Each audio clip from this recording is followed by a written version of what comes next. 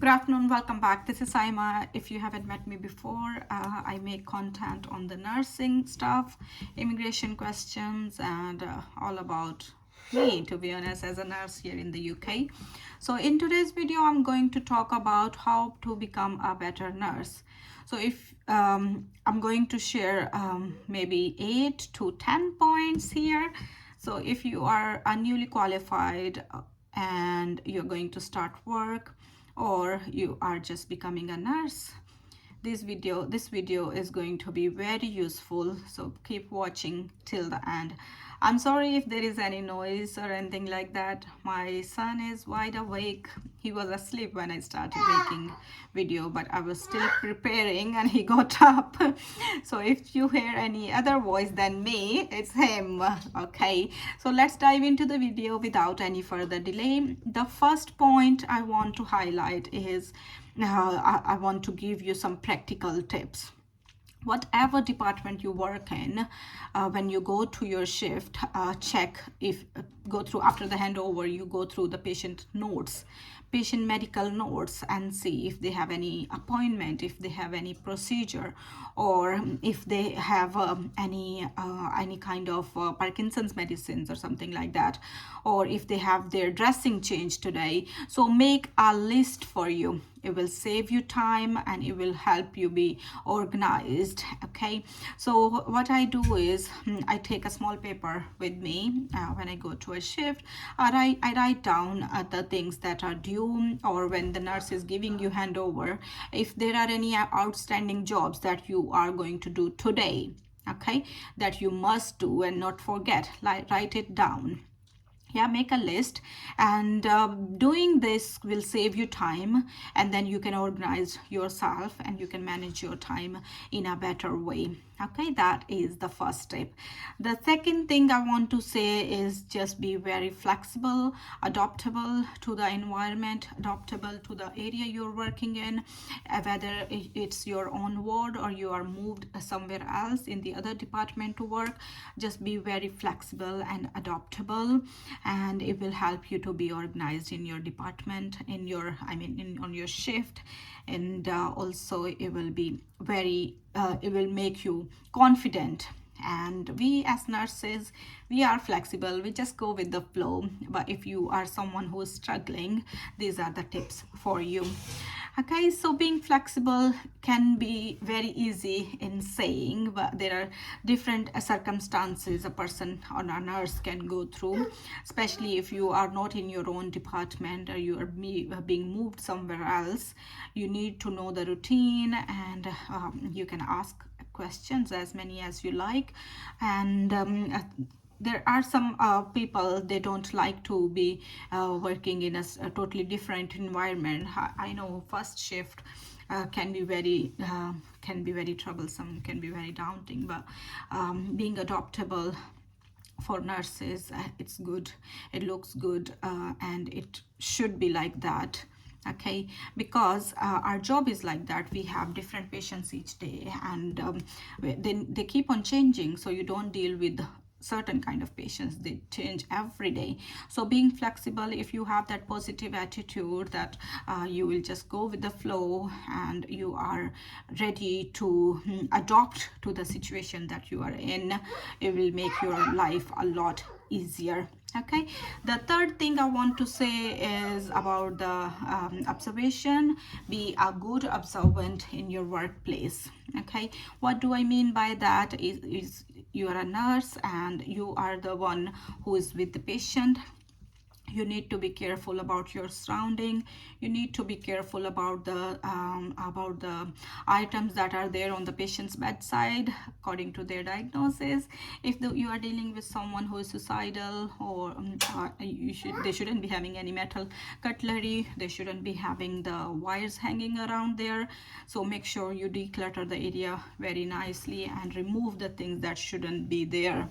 Okay, also be observant. It's also important that you keep an eye on the people who just come into your ward or who just pass by.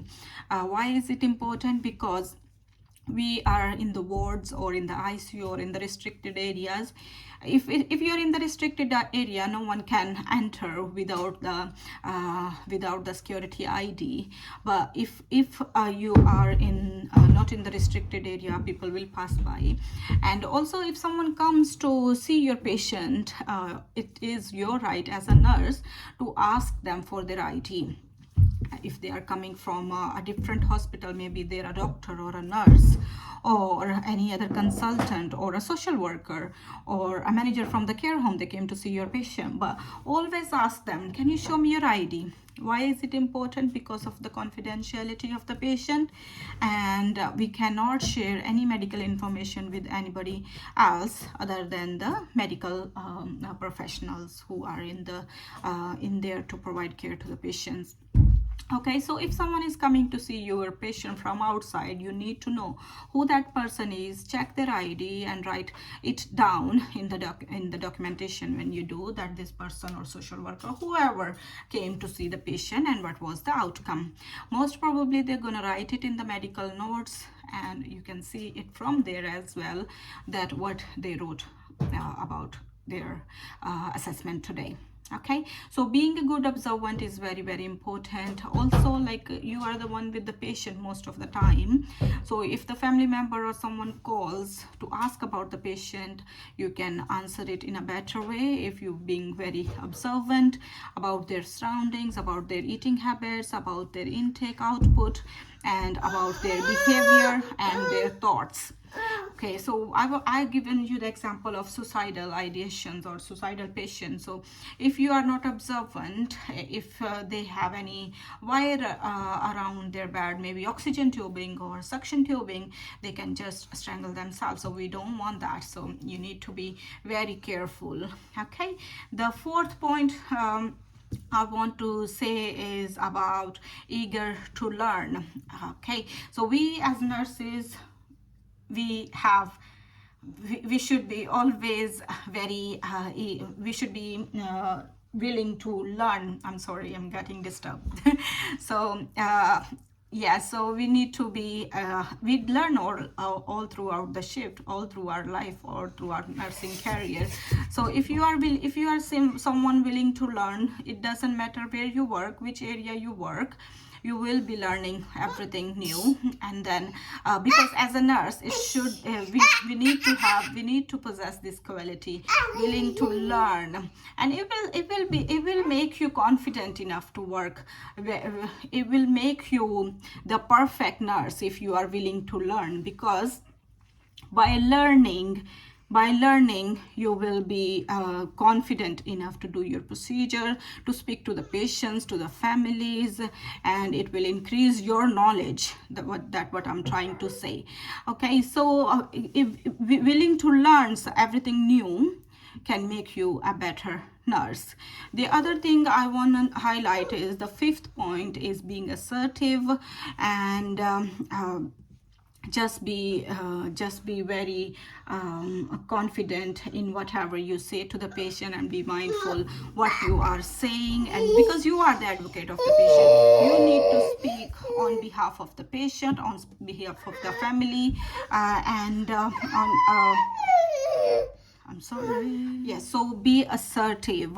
What I mean by that, being assertive means is you need to know your limits. You need to know what is acceptable for the patient and what is not acceptable, and what is right and what is wrong, and where you stand in saying on from the patient that, okay, this is acceptable, because you spend too much time with the patient, so you can you are the advocate of the patient. So but it also shows your eye contact, it also shows your communication skills, it also shows your tone. So speak to the patient in a neutral tone, make a good eye contact, do not raise your voice. Okay, so that's what I'm trying to say. Be firm but polite on the other hand, because the patients, they are very dependent on the nursing staff. Okay, whether they are independent or not independent, or they're dependent on the nursing staff. Why? Because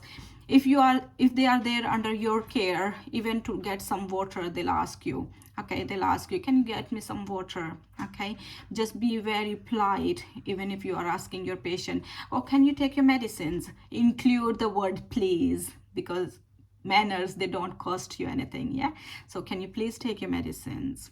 You need to know your you need to have good communication skills. That was my next point. Okay, so having good communication skills can make you a better nurse, right? So make a good eye contact, have a neutral voice, a neutral tone of the voice. Do not raise your voice, don't be aggressive. Okay, be very polite and humble. And because nurses are there, the savior, they are there to help the patient, they are there to care for the sick patient. They are not normal patients there, they are not normal people, they are sick. Sickness can be anything. Sickness can be any mental health, can be physical health, but they are in need at that time. Okay, so they are in your care, so you need to be very good nurse. If you need to possess these qualities. The next point I want to say is you need to learn how to work under pressure. Be resilient. Okay, because sometimes it can get overwhelming. If you have like 8 to 10 patients, it can get overwhelming, but you need to avoid making mistakes. So if you are someone who cannot work under pressure, who cannot work under time stress, try to utilize other strategies. How can you be very resilient? How can you learn to work under pressure? How can you manage yourself well? You can watch so many YouTube videos out there, so you can learn some techniques to help you manage well under the time constraints and to work under pressure. Okay, and do not get yourself overwhelmed. You have, even whatever shift you are on, you have enough time to do your things. Okay, there is no need to rush and make mistakes. Yeah, I say to everybody, do not rush. Okay, even if you are doing medicine round, if you are doing observations of the patient or any other thing, nor you don't need to rush anything. All right, you have enough time. Even if you are on early shift, you have 6 hours. You are late shift, 6 hours. Night shift, long day, 12 hours. It's more than enough for your job, for the duties that you need to do. So just keep yourself calm and relax. You will learn to work under pressure, and staying calm will make you avoid the mistakes. It will help you avoiding the mistakes.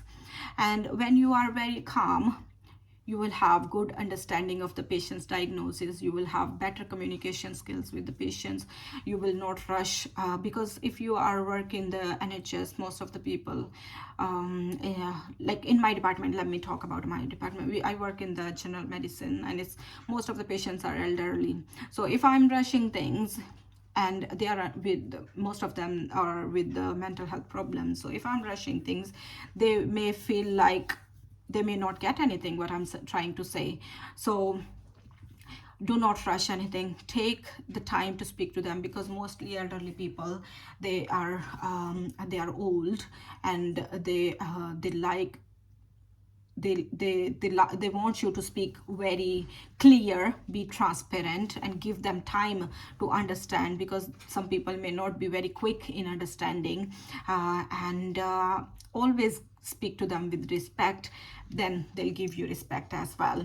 Okay, so working under pressure can be hard, but with the time you will learn. Because when I came to the NHS, I found it was very very busy. It was very busy, and then the schedule, everything goes on so quick. Depends on your department. So if you are someone who's struggling to manage your time, get some classes on time management. Watch some YouTube videos on time management. Make a to-do list, and prioritize yourself. Okay, prioritize what are the things that you need to do first, which patient you need to see first, and which are the patients who can wait. Okay, and yeah, having good communication skills is very important, and knowing your patient's diagnosis, knowing your department, what are the medications which I need to know about, and it will save you time, because if you know your medication, your regular medication that you are going to give to the patients, you won't be checking them again and again in the BNF, like what this medication is for and why I'm giving, whether I should give or not. So yeah, so learn. We learn from our mistakes, we learn every day, and we learn every second, I think. So that's all for today's. I've given you 8 tips to become a better nurse. You all are lovely nurses, I know, but sometimes we are under time constraints. Sometimes we work, most of the times we work under pressure, so we can make mistakes. We are all human beings, but if you follow these strategies, if you possess these qualities, even if you don't, you can start working on them, and try to make a habit to use these tips and tricks in your everyday duty. It will save you time, and it will help you in becoming a better nurse. And when you are a better nurse, you will have better patient and quick recovery for your patients. That's all, to be honest. I was not going to make this video, because if my son is around, I don't do it, because sometimes he can be noisy, and I don't want interruption, and I don't want to waste your time. Recently I wasn't posting any videos only because of this, because I'm only off. When I'm off, I'm with him, so the schedule of myself and my husband is a bit difficult. I mean, if he's home, I'm not home, because we work alternate shifts, right? So if I'm home not working, I'm with the baby. He's not a baby anymore, he's 2, so he's a big boy now. Yeah, so I don't make videos when he's around, because he'll be noisy. But sorry for any interruption, if there was any. I think there was. He's still making some noise there. I'll see you soon in the next video. All I can say is, you are an amazing nurse, you're a star, you're doing your job fabulous, you're doing a fabulous job, and you are the best. That's all for today video. I'll see you soon in the next video. Till then, take care. Bye bye. God bless you all.